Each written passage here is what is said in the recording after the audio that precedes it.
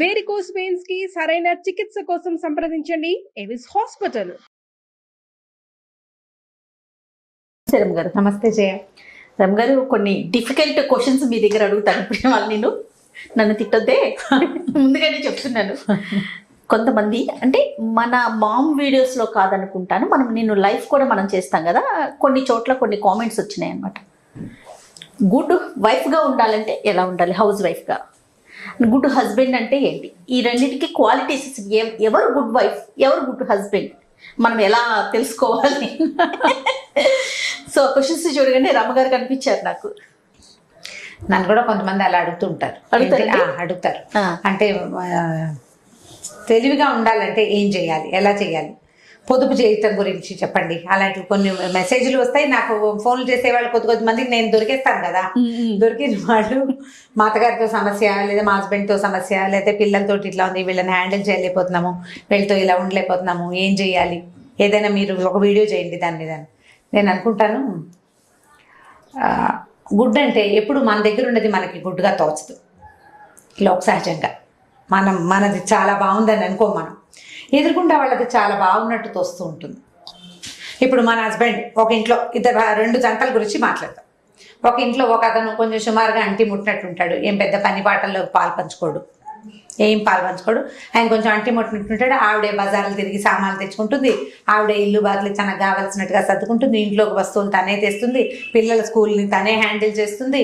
ఆయన డబ్బులు ఇస్తాడు కానీ పెద్దగా కల్పించుకోడు, అంటి ముట్టినట్టు ఉంటాడు.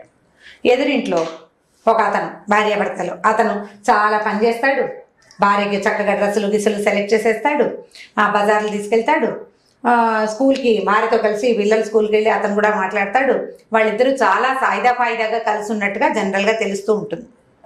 ఇప్పుడు వీళ్ళిద్దరు అమ్మాయిలిద్దరూ మాట్లాడుకున్నారనుకోండి, మీరు ప్రతి ఆడపిల్ల, ప్రతి స్త్రీ ఈ రెండు క్యారెక్టర్లలో ఎవరిని చూసుకుంటారో చూసుకోండి.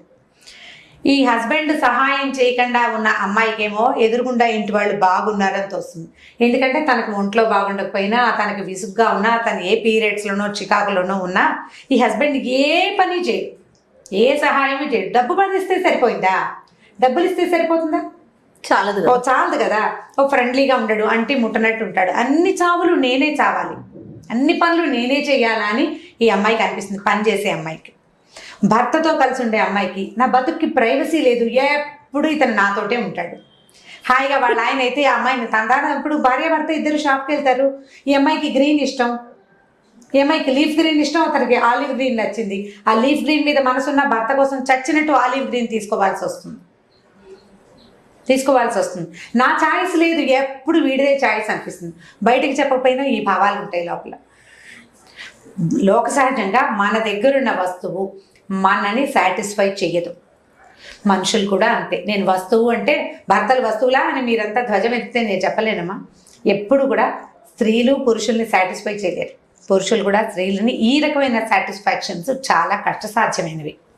ఇప్పుడు మన దగ్గర ఉన్న దాంతో మనం సాటిస్ఫై అవ్వటం ఎట్లా, లేదా బెటర్ చేసుకోవటం ఎట్లా? ఓకే, ఇప్పుడు good house wife, good husband గురించి చెప్తున్నాం. క్వాలిటీస్ ఏం లేదు జయ. ఈ రోజుల్లో పాతకాలపు రోజులు వేరు. పాతకాలంలో ఇల్లు బాగా చక్కదిద్దుకునేది ఆడది, సరైన స్త్రీ కింద. చక్కదిద్దుకునే అమ్మాయి మంచి సరైన స్త్రీ కింద. అక్కడి నుంచి చక్కగా బాగా సంపాదించి భార్యని పిల్లల్ని సంతోష పెట్టేవాడు, సరైన హస్బెండ్ గా చెప్పుకునేవాళ్ళు. బయట ప్రపంచం చెప్పుకోవటమే. ఇప్పుడు వాళ్ళకి ఎన్ని డిఫరెన్సెస్ ఉన్నాయి, వాళ్ళు ఎంత బాధపడుతున్నారు ఒకళ్ళతో ఒకళ్ళు అనేది వాళ్ళకే తెలుస్తుంది కానీ ఇతరులకి తెలియదు, ఇంకొకళ్ళకి తెలిసే అవకాశం లేదు, వాళ్ళై నోరు విడిచి చెప్పుకుంటే తప్ప. ఇప్పుడు ఇదివరకు ఇట్లా చెప్పుకునేందుకు పాపం అవకాశాలు ఉండేవి కాదు. మగవాళ్ళు ఓపెన్గా ఇలాంటి విషయాలు మాట్లాడడానికి మొహమాట పడేవాళ్ళు. మా ఆవిడతో నాకు సాటిస్ఫాక్షన్ లేదు, ఆ అమ్మాయికి ఏం పని రాదు, లేదా ఆవిడ మంట బాగుండదు, తెల్లకి వస్తున్నాను, అలాంటివి చెప్పేవాళ్ళు కాదు కదా. ఆడవాళ్ళకి విపరీతంగా పనులు ఉండేవి. పిల్ల జల్ల పనివాళ్ళు తక్కువ ఉండేవాళ్ళు, చాలా పనులు. పప్పు రుక్కుంటే కానీ కష్టపడి సాయంత్రానికి టిఫిన్ రాదు, అవును, పొయ్యలు వెలిగించుకుంటే కానీ వంట కుదరదు, ఎంత పని. ఈ పనులతో సతమతమయ్యి పైగా లెక్కలేని సంతానం కూడా ఒకటి ఉండేది. ఈ సంతానాలతోటి పిల్లలు, పెద్ద పిల్లలు పురుళ్ళు, చిన్న పిల్లలు పెళ్ళిళ్ళు, పసిపిల్లల ఆలనా పాలన, నానా పనులు ఉండేవి.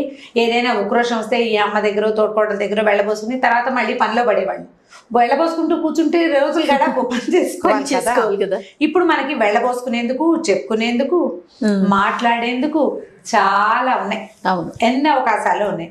మగ పిల్లలు కూడా ఈ అమ్మాయితో చాలా ఇబ్బందిగా ఉందనే విషయాన్ని ఓపెన్ గా మాట్లాడడం మొదలు పెట్టేశారు. మగవాళ్ళు చెప్పుకుంటున్నారు. ఎవరికి చెప్తారు అమ్మగారు?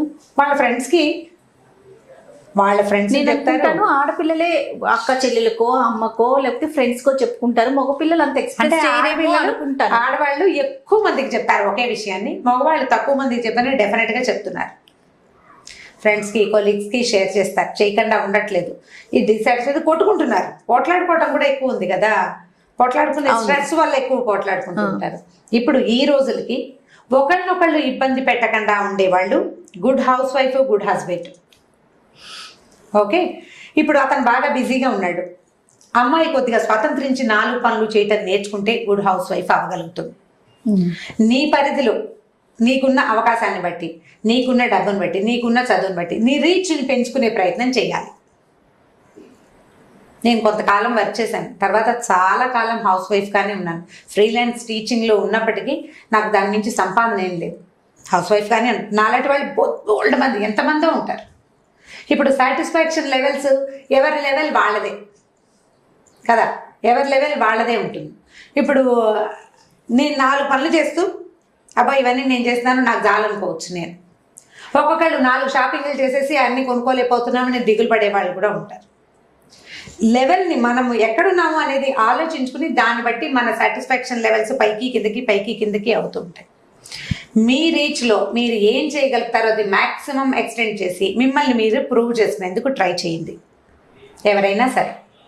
మరి ఇప్పుడు ఇంతకు ముందు మనం చెప్పుకున్నట్లుగా అతి ప్రేమ ఉన్న హస్బెండ్ అనుకోండి, వాడు యాక్సెప్ట్ చేయాలి కదా. మనం బయటికి వెళ్ళి ఏదైనా కొనుక్కోవాలి, ఎప్పుడు తనే తోడుండి తనే చూస్ చేస్తాడు. ఇప్పుడు మనం మీరు అన్నట్లుగా లెవెల్స్ పెంచుకొని మనమే ముందుకెళ్ళి ఎందుకులే తనకి ఇబ్బంది అని మనం కొనుక్కున్నాం అనుకోండి, ఇంట్లో పర్సన్ యాక్సెప్ట్ చేయాలి కదా, మనం మాట్లాడుకోవాలి. ఇదివరకటి రోజులు కావు కదా. ఇప్పుడు మీరు అమ్మకి, అమ్మలక్కలకి, చుట్టుపక్కల వాళ్ళకి, పేరెంట్ వాళ్ళకి చెప్పే అవకాశం కంటే హస్బెండ్ తో మాట్లాడాల్సిన అవసరాలే హెచ్చుగా ఉంటున్నాయి మనకి. మీరు అతను కూర్చుని మాట్లాడుకోవటమే, అతను చెప్పాలి నువ్వు రావక్కర్లేదు నేను చేసుకుంటాను, నువ్వు రా అని కొత్తలు ఇవన్నీ కూడా పెళ్ళైన కొత్తల్లోనే అలవాటు అవుతాయి చెయ్య. కొత్తల్లో ఇద్దరు కలిసి జంటగా విడబాయని జంటలాగా, ఇలసాటి లేని జంటలాగా తిరుగుతారు. తిరిగిన తర్వాత కొన్నాళ్ళు పోయాక వీడు తనేమి పండివ్వట్లేదు, అన్ని వాడి చాయిసే కొనిపిస్తున్నాడు అని అమ్మాయికి అర్థమవుతుంది. అప్పుడు వదిలించుకోలేకపోతుంది, వదిలించుకోలేదు.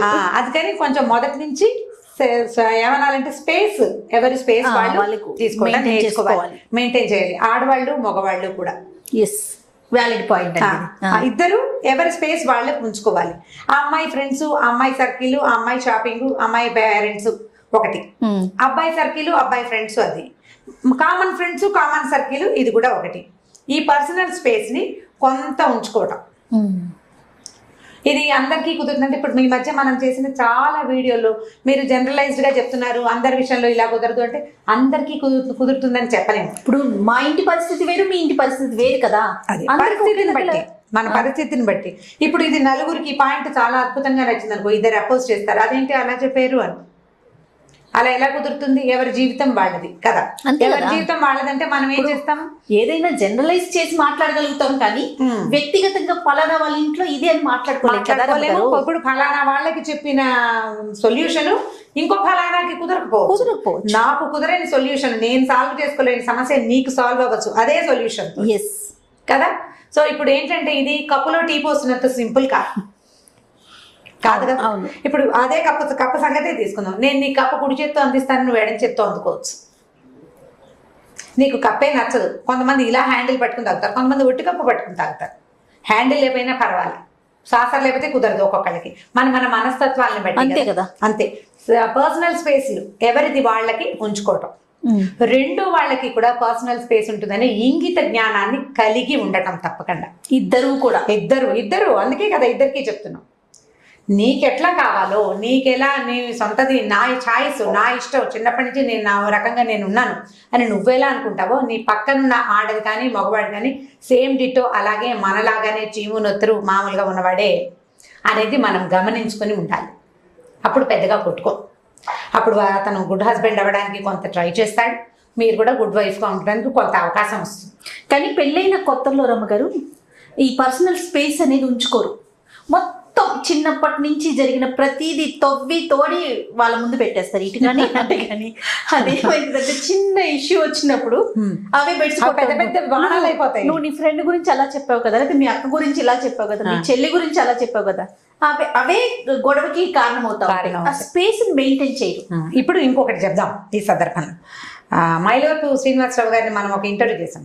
అప్పుడు నేను ఆయన అడిగాను, విభీషణుడు ఇంటి గుట్టు చెప్పాడు కదా లంక గుట్టు అంటే, ఎవరు చెప్పారమ్మా మీకు? విభీషణుడు చెప్పలేదు, శూర్పణఖ చెప్పిందని చెప్పి. వాల్మీకి రామాయణంలో శూర్పణఖే ఫలానాది మా ఇల్లు, మా పెద్దన్నయ్య అలాంటి వాడు, మా చిన్నన్నయ్య ఇలాంటి వాడు, మా ఇంట్లో ఒక ధర్మపరుడు ఉన్నాడని క్లియర్గా లంకలో ఉన్న ధర్మపరుడు ఎవడు, దుర్మార్గులు ఎవరు అని ఆవిడే స్పష్టంగా రాముల వారికి చెప్పింది. పూసగుచ్చినట్టు చెప్పేసింది. ఈ ఆడపిల్లలకి మగపిల్లలకి ఇప్పుడు మీ ఇద్దరు వైఫ్ అండ్ హస్బెండ్ కొత్తగా కలిసి ఉన్నారు, మిగిలిన వ్యవహారాలు ఎందుకు మాట్లాడతారు? రంగారు నాకు 10 years అయిపోయింది పెళ్ళి. పోనీ నీ సంగతి కాదు, జనరల్గా ఓ భార్య భర్త నీ సంగతి చెప్పు. నీ ఇష్టాలు, నీ ఇష్టాలు, నువ్వు చూసిన ప్లేసెస్, నీకు నచ్చేది కాదు, నీకు తెలిసింది కాకుండా మా అక్కయ్య, మా అన్నయ్య, మా బావ, మా ఇది, మా అది, మా ఫ్రెండ్స్. ఇప్పుడు వాళ్ళెవరి లైఫ్స్, వాళ్ళతోటి నీకున్న ఇంటరాక్షన్, వాళ్ళతోటి నీకున్న ర్యాపను, లేదా వాళ్ళతో నీకున్న ప్రాబ్లమ్స్ నువ్వు ఎందుకు ఈ కొత్తగా పరిచయం వాడికి చేసేస్తావు? ముందు మీ ఇద్దరు ఒకళ్ళొకళ్ళ గురించి తెలుసుకోండి.